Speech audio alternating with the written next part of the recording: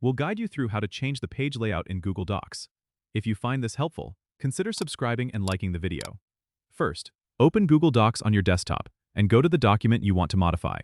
Once you're in your document, look at the top menu and click on File. From the drop-down menu, select Page Setup, which will open a new window. Here, you'll see different options for adjusting your document's layout.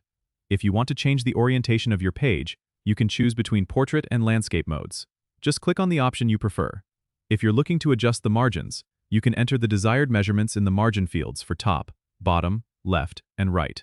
This is especially useful if you're trying to adhere to specific formatting guidelines. Additionally, you can set the paper size to various standard dimensions like A4, letter, or legal by selecting from the paper size dropdown. If you frequently use a particular layout, you might want to set it as the default for all new documents. You can do this by clicking Set as Default before clicking OK to apply the changes. Remember, any changes you make will only affect the document you're currently working on, unless you set it as the default. This way, you can customize your document's appearance to suit your needs, whether you're preparing a report, a letter, or any other type of document. Don't forget to subscribe and comment if this helped you out.